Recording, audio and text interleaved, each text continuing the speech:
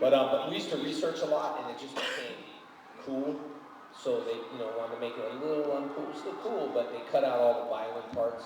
I don't know. They kick in the head and stuff in Japan on the seasons a little. That sucks. I like kicking in the head, and I like kicking people, not just monsters.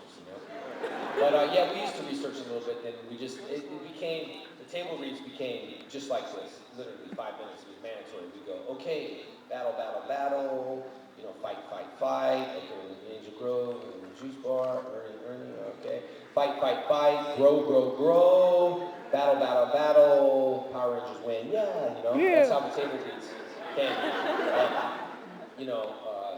Until, Amy was like, hey, do you want to practice that those signals? That's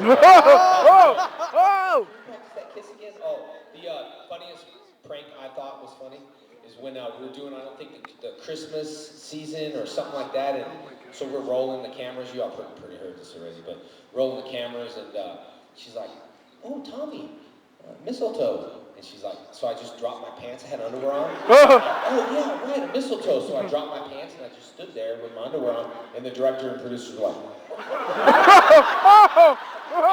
cut. And I was like, so I thought that was funny. Because I was so in character, I was like, oh, yeah, sure, can maybe drop my pants on. And it was like one of those things where they're like, cut! What the heck are you doing?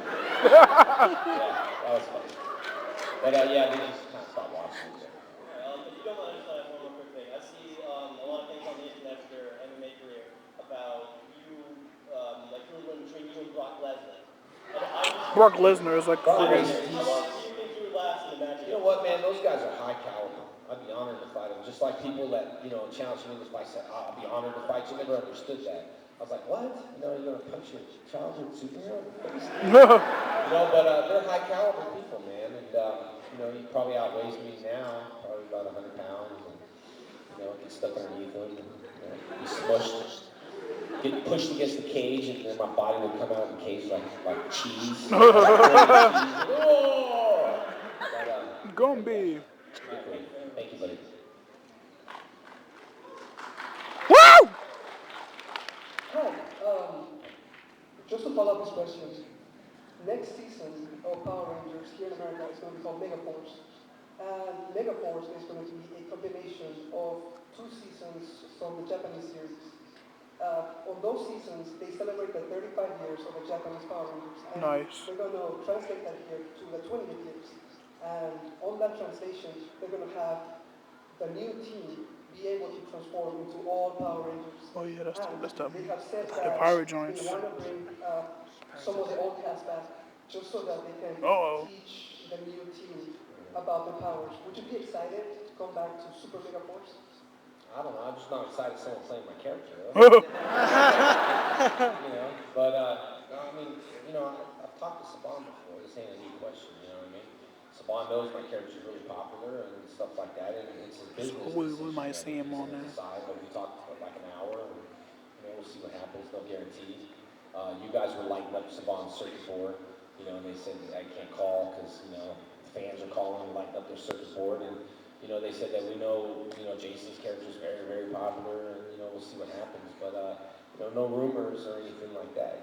So it's up to them, really, and it's up to you guys. I mean, you guys are the fans. I don't see. You gotta do it like Toonami. To be honest with you, I mean they're talking to me already, so we'll see what happens. Yeah, thank you. I still don't like someone transforming into me. That's like weird. That kind of sucks. Now I know how Adam West was Batman.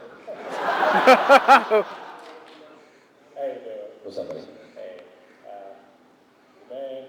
Thank you, man. So I kind of got to keep over with. Yeah. But anyway, so, you in MMA and all that, and I watched some of your videos, everybody's back there like, yeah, like, ever once in your entire career, even ever got tired of, like, Power Ranger reference, like, even when you try to move on from that?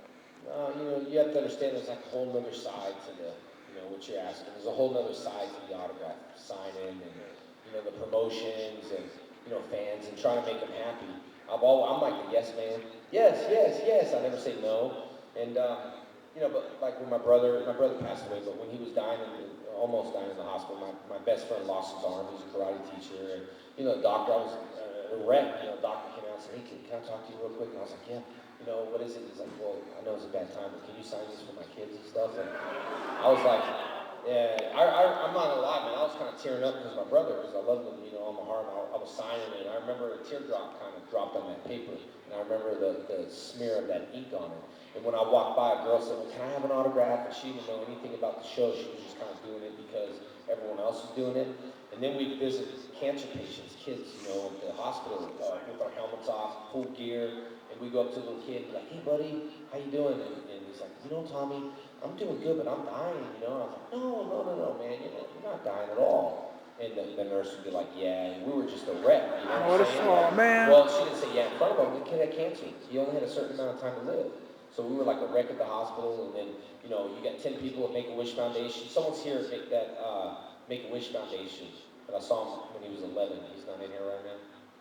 But he came and told me I saw him a long time ago. Or, you know, you got 10 kids asking one thing before they die to see you. It puts a lot of on you, you know? And the unfortunate thing, what happened with the Batman premiere and all that stuff was terrible. And a lot of people wanted, you know, Christian to show up or Bale to show up at the, you know, hospital. And I was worried for him that he was gone. Or when I was working, I couldn't leave. Saban said, "No, you're filming." So I couldn't make needs. So he kind of built this wall up, whereas a different side to the autograph session. And then when I was fighting my first fight, it was constantly, I was walking out, and I'm like, you know, getting pumped up, trying to be focused, but it was like, "Tommy, sign this and then sign that." And then I was like, "Can I just get through my fight real quick, please?" "Well, I got this." And so I was signing, and my head just wasn't in there. You know what I'm saying? And until my coach said, "Don't look at nobody, don't talk to nobody, walk to the cage." And of course me, I'm like, you know, "Hey man, what's going on? Hey," you know. So I'd like to be focused without being rude.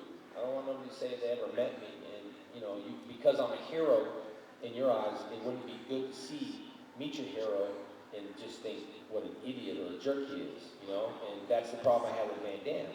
That's why I was on Team Z and all that stuff. I looked up to him, and people were like, "I'm sad you looked up to Van Damme." I don't care. I used to watch his movies. But when I met him, he was, you know, kind of arrogant at my premiere, and it just got inside of me, so I left my own premiere because I just didn't want to be around him and other people. And then, you know, I called him out again on, you know, YouTube, everywhere else. So Van Damme, you're not answering me. It'd be great to fight you because he wants to fight. I thought it'd be a really cool fight between me and him, and love that. But, you know, of course, nothing's been said for a year and a half, so I kind of let it go. So it's the different side that you're asking, do I retire with it? Just think if you're in the horriblest, worst mood of your life. I don't care, you're broken with your wife, your girlfriend, but your mom, dad, you're just in the worst possible mood. Sometimes it snaps you out of that mood. "Hey, Jason, yeah, are you, yeah, I liked you as a fan, oh, thanks." And it sometimes snaps you out of that mood. So it helps you, but sometimes it also, you know, it's just what it is. I'm used to that though, and I'm happy and I embrace it and I reach out to all my fans and I want to make everybody happy, but there's a time where, you know, you do the same thing for yourself. So I decided, you know, having fans, if you're happy, I'm happy type of thing. As you can see, like I joke a lot, I have fun, but that's not just for you guys, it's for me. You know what I'm saying? To keep me refreshed and excited, and that's why I joke around. If I was just so bored and saying the same thing, it would get tiresome. But I always try to change it with the refreshing answer. You know what I'm saying? Some things are the same. Anyway, thank you. Woo!